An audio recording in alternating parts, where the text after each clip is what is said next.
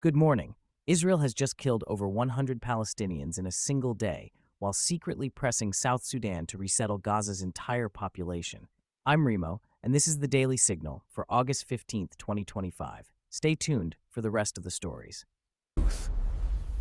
Unfiltered. Now, Here are the other top stories for August 15th, 2025. Israel poised to approve 3,400 new settlement homes in the West Bank, sparking international condemnation. Blackwater founder Eric Prince deploys 200 private military contractors to Haiti as gangs control the capital. Hong Kong media mogul Jimmy Lai's national security trial halted after heart complications in prison.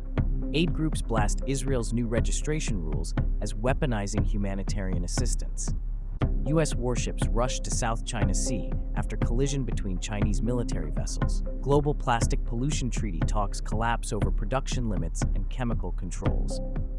Trump-Putin meeting analysis reveals what to expect from their next encounter. Europe burns as wildfires visible from space consume entire regions. Sudden Kashmir floods kill 46 people, with over 200 still missing in remote valleys. Now let's dive into each story. Here's what happened overnight. Israeli military operations killed over 100 Palestinians in a single day, marking one of the deadliest escalations in recent months. But the shocking detail everyone's missing? Israel has quietly approached South Sudan about resettling Gaza's entire population. This isn't just about military action anymore. Documents suggest Israeli officials have held preliminary discussions with South Sudanese representatives about accepting Palestinian refugees permanently. South Sudan, already hosting nearly 2 million refugees, would receive significant international funding for the resettlement program. Why this matters to you? This represents a fundamental shift in Middle East policy. If successful, it would permanently alter the demographic and political landscape of Gaza, potentially ending the two-state solution permanently. International law experts are calling it forced displacement, which constitutes a war crime. The Biden administration has not commented on the South Sudan discussions, but State Department sources confirm they're monitoring the situation closely.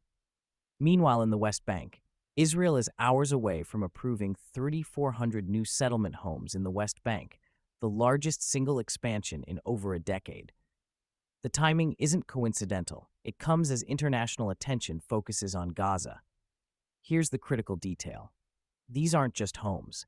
The settlement, located near Ramallah, would create a permanent barrier between northern and southern West Bank, effectively cutting Palestinian territories in half. Military planners call it strategic depth, but critics say it makes a future Palestinian state impossible. The European Union has already announced sanctions are under active consideration, while Jordan's King Abdullah canceled a scheduled meeting with Israeli officials. Even the U.S., Israel's closest ally, called the timing deeply unhelpful. The real impact: this affects global oil prices, regional stability, and your gas costs. Every major Middle East escalation historically drives energy prices up 10 to 15% within weeks. Speaking of international pressure, aid groups are sounding the alarm about Israel's new registration requirements, calling them weaponized bureaucracy. Here's what they're not telling you in mainstream coverage. The new rules require humanitarian organizations to register with Israeli military authorities before operating in Palestinian territories. Sounds reasonable? Here's the catch. Applications must include detailed staff information, funding sources, and operational plans that many groups say compromises their neutrality and endangers their workers. Doctors Without Borders, Oxfam, and the Red Cross have all suspended some operations rather than comply. The result? Critical medical supplies aren't reaching hospitals, and food distribution has dropped 40% in affected areas. Why this matters? These organizations provide services to 2.3 million Palestinians. When aid stops flowing, refugee crises follow. Europe already faces immigration pressure. This could trigger another major displacement wave. The registration deadline is September 1st. If major aid groups withdraw entirely, the humanitarian crisis becomes Europe and America's problem. In related international tensions, The U.S. Navy deployed destroyers to the South China Sea after two Chinese military vessels collided in disputed waters. But here's what officials won't say publicly: the collision wasn't accidental.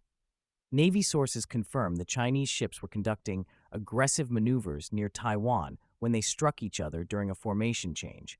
One vessel suffered significant damage and required assistance from nearby U.S. ships, creating an awkward diplomatic moment. The Pentagon calls it a navigation incident, but defense analysts see a pattern. Chinese military exercises have become increasingly complex and risky as tensions escalate. This is the third incident in 2 months. The economic impact. Taiwan produces 90% of the world's advanced semiconductors.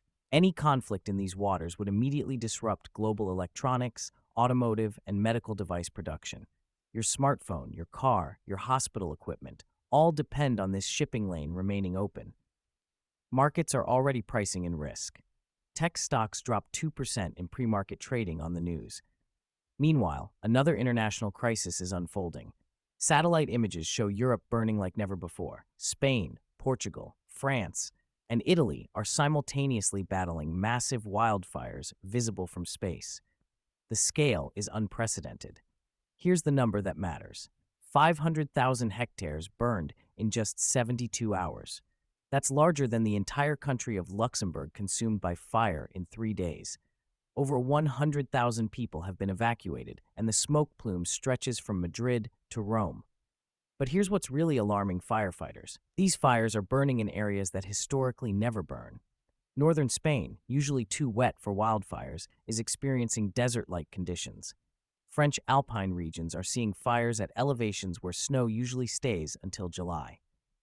The global connection. European agriculture produces food for 750 million people. Wine regions responsible for 60% of global production are under threat. Olive oil prices have already jumped 25%, and wheat futures are spiking as croplands burn. Climate scientists are calling this the new normal, not an exceptional event. In environmental news, global negotiations on a plastic pollution treaty have collapsed after 2 years of talks. The sticking point: countries can't agree on limiting plastic production itself. Here's what failed. Environmental advocates wanted binding targets to reduce plastic manufacturing by 50% by 2030. Oil-producing nations and plastic manufacturers demanded the treaty focus only on waste management, not production limits. The result? No treaty. Plastic pollution will continue growing by 11 million tons annually with no international coordination to stop it. Why you should care? Microplastics are already in your bloodstream, your food, and your drinking water. Without global action, plastic contamination will double in the next decade. The health impacts are still being discovered, but early studies link microplastics to fertility issues and cancer risks. The next opportunity for global action won't come until 2027. Shifting to Asia, Hong Kong pro-democracy media mogul Jimmy Lai's trial was abruptly halted today after the 77-year-old suffered heart palpitations in prison. But this isn't just a health story. It's about the future of press freedom in Asia. Lai, founder of the now-shuttered Apple Daily newspaper, has been detained for over 2 years under Beijing's national security law. His trial has lasted 140 days, making it one of the longest political prosecutions in Hong Kong's history. Here's what authorities aren't saying. Lai has been in solitary confinement, and his health has deteriorated significantly. International doctors haven't been allowed to examine him despite requests from the British government. Lai holds UK citizenship.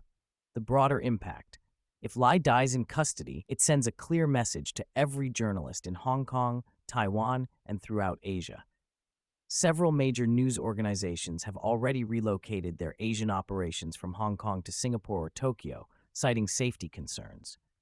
The trial resumes Monday, but legal experts say Lai's health crisis could delay proceedings for months or end them entirely. In other international developments, Eric Prince, founder of the controversial private military company Blackwater, is sending 200 contractors to Haiti as gang violence reaches crisis levels. Gangs now control 70% of the capital city, Port-au-Prince. Here's what makes this significant. This isn't a government operation. Prince is being hired by private business interests who've lost faith in international peacekeeping efforts. The contractors will protect critical infrastructure, including the port and airport. Why this affects you? Haiti supplies 15% of America's textiles and agricultural products. When supply chains break down there, prices rise here. More importantly, security collapse in Haiti typically triggers mass migration to the U.S., exactly what happened in the 1990s. The UN peacekeeping mission has been ineffective, leaving private military options as the alternative to complete state collapse. Finally, natural disasters. Sudden, torrential rains in Indian Kashmir have killed 46 people, with over 200 still missing. But this isn't a typical monsoon story. It's about climate change creating unprecedented weather patterns in the Himalayas. The rainfall totals are staggering. 15 inches fell in 6 hours across mountainous terrain.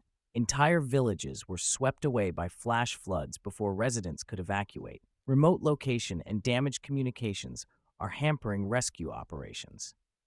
The global connection. Kashmir's rivers feed into the Indus system, which provides water to 300 million people across South Asia. These extreme weather events are becoming more frequent as Himalayan glaciers melt, disrupting centuries-old water patterns. Climate scientists warn this type of sudden, extreme precipitation will become normal across the region, making densely populated river valleys extremely vulnerable. With speculation growing about a potential Trump-Putin meeting, analysts are reviewing their previous encounters for clues about what might happen next. Their past meetings were marked by controversy, from Helsinki in 2018, where Trump accepted Putin's denials about election interference, to informal conversations that concerned U.S. intelligence officials. What to expect? If they meet again, Ukraine will dominate discussions. Putin wants sanctions relief, while Trump has promised to end the war in 24 hours.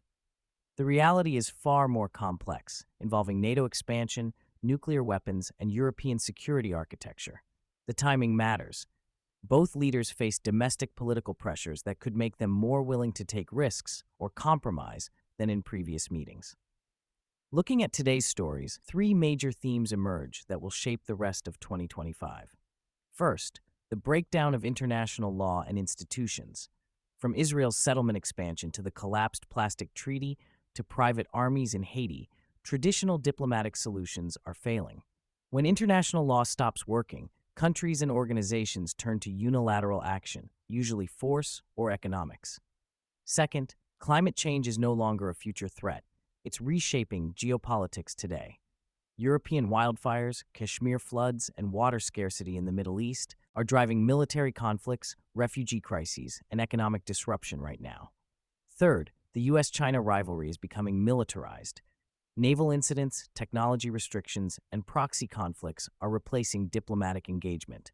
This affects everything from your smartphone costs to global supply chains. What this means for you: we're entering a period of sustained instability. Food prices will stay high due to climate disruption. Energy costs will fluctuate with Middle East tensions. Technology prices will rise as U.S.-China competition intensifies.